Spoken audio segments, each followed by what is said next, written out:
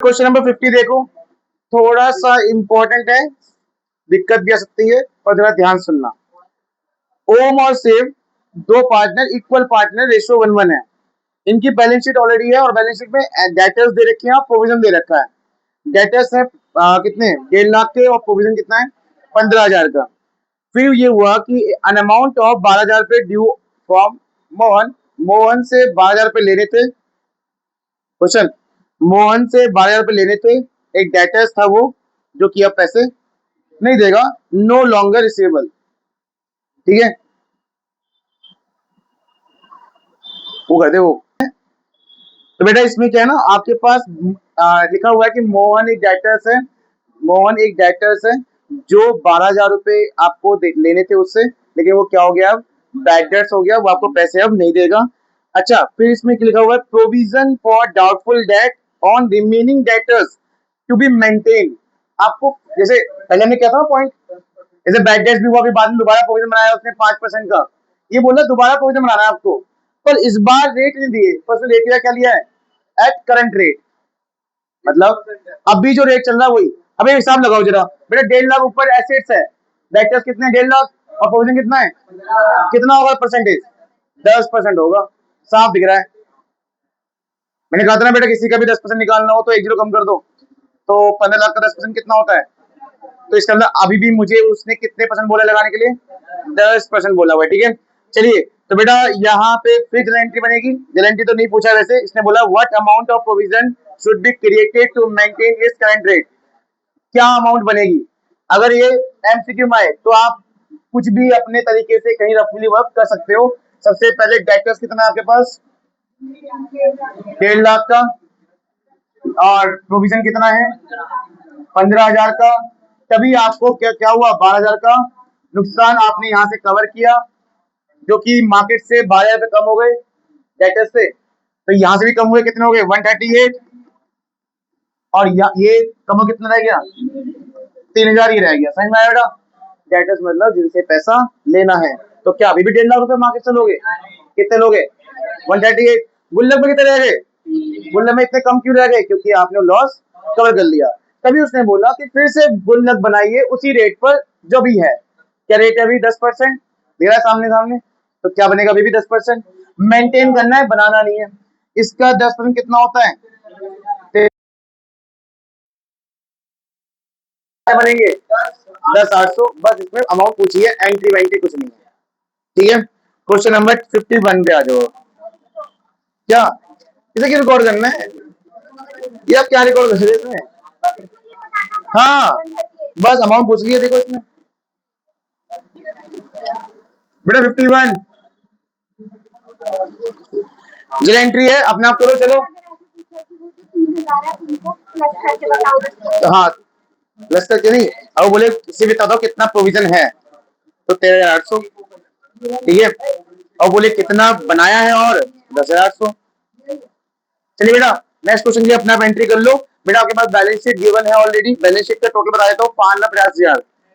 आशीष और विशेष वाला क्वेश्चन है। ठीक है, मिल गया सबको। अब देखो ये ऑलरेडी बैलेंस शीट गिवन है, बैलेंस शीट है आशीष और विशेष की, जब वो दोनों मालिक थे। आज ये नया बंदा है तो अब नई बैलेंस शीट बनेगी। ठीक है, नए बंदे आने के बाद। लेकिन जब नया बंदा आता है तो पुराने आइटम में कुछ लॉस प्रॉफिट होता है ना, उसकी एंट्री करनी है, वो नीचे दे रखा है। पहला पॉइंट, अच्छा नहीं नहीं देखो, इसमें एंट्री होगी कैपिटल लाने की, बता सकती ना पहले से भी। कैपिटल लाने की एंट्री क्या होती है, cash, cash debit to Manya capital account और टू प्रीमियम फॉर गुडविल। क्या रखा पहले से, करिए। पहले तो वैसे बटने वाले आइटम होते हैं, रुक जाओ रुक जाओ रुक जाओ, ये तो सिखाया, पहले बटने वाले आइटम होते हैं, पहले पुराना आइटम बटता है, उसके बाद लाने की एंट्री होती है। पुराना आइटम एक दे रखा है, कहाँ है बताओ, एसेट्स में। बेटा एसेट्स में 3 आइटम होते हैं जो पुराने होते हैं और लॉस हो जाता है। वो कौन कौन से होते हैं, यहाँ लिख रहा हूँ बेटा। गुडविल अकाउंट जो एसेट में दिखेगा तो लॉस है, एडवर्टीजमेंट सस्पेंस जो दिखेगा तो लॉस है, और प्रॉफिट एंड लॉस दिखेगा एसेट साइड तो भी लॉस है, उसे हम बोलते हैं डेबिट बैलेंस। क्या बोलते हैं, सही में आया। क्रेडिट में भी बहुत सारे आइटम होते हैं, तो लायबिलिटी में workman compensation reserve, general reserve, IFR, है ना, ये फायदे होते हैं। तुम जाओ, मैं बताता रहा हूँ। पहली एंट्री होगी पुराने आइटम की। पुराना आइटम है, जाओ देखो बैलेंस शीट में है, एसेट साइड में नाम क्या है, पहले एंट्री होगी पुराने आइटम की। प्रॉफिट लॉस का लॉस है, प्रॉफिट है, लॉस है, वो क्या है, वो लॉस। लॉस में मालिक क्या हो जाते हैं, डेबिट हो जाते हैं ना। चलो, पुराने मालिक, पुराने आइटम पुराने मालिक का होगा, पुराने रेशियो में होगा। लिखिए, आशीष और Vishesh capital account debit to profit loss account. Ashish और Vishesh capital account debit to profit and loss account. Ashish और Vishesh capital account debit to profit and loss account.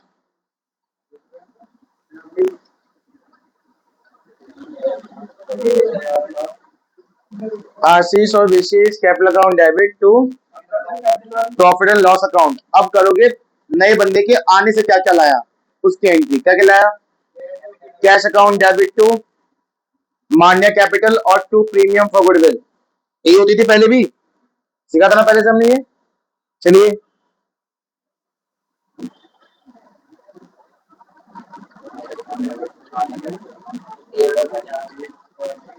Cash account debit या बैंक अकाउंट डेबिट टू मान्य capital account और to premium for goodwill. बेटा premium बांटते हैं ना, premium बांटते हैं नेक्स्ट एंट्री में। कौन से बांटते हैं, इस क्वेश्चन में सेकंड रेशियो क्या बनेगा,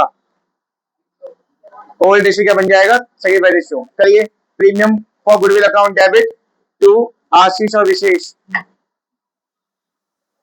premium for goodwill account debit to Ashish और विशेष।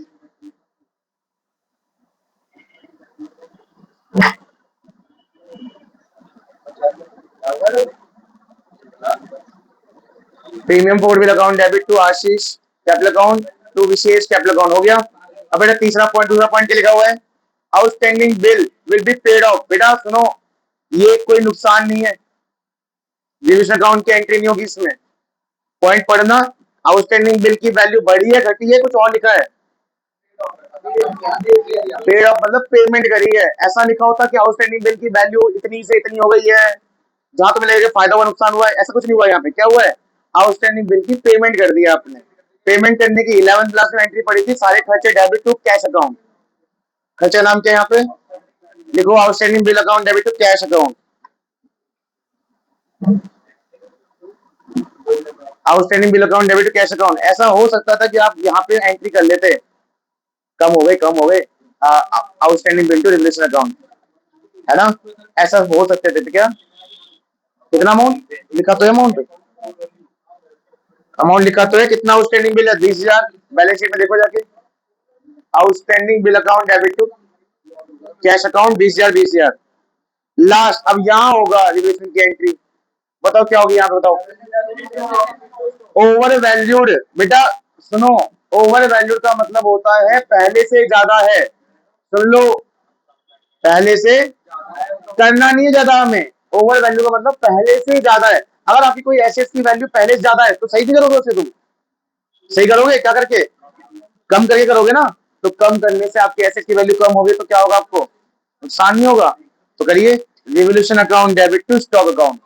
फिर से बोल दे रहा हूं, किसी भी एसेट्स की वैल्यू अगर ओवर वैल्यूड दे रखी है, किसी भी एसेट्स की वैल्यू क्या हो, ओवर वैल्यूड हो, तो इसका मतलब क्या होता है कि वैल्यू ज्यादा है, हमें क्या करनी है, कम। और हमें कम करने से हमारी एसेट की वैल्यू कम होगी तो हमें नुकसान होगा। तो revolution account debit to stock account. क्या एक प्रॉपर क्वेश्चन है, क्या इस प्रॉपर क्वेश्चन में कहीं रिवोल्यूशन एंट्री हुई है, डेबिट में हुई है तो जो बटेगा भी वो लॉस हुआ है ना। जब बटेगा तो क्या हो जाएगा, दोनों partner credit to revolution account. करो, दोनों partner credit to revolution account. हाँ, दोनों दोनों पार्टनर डेबिट तो बोल रहा हूँ मैंने, नहीं, दोनों partner debit to revolution account. दोनों पार्टनर कौन है, आशीष और विशेष।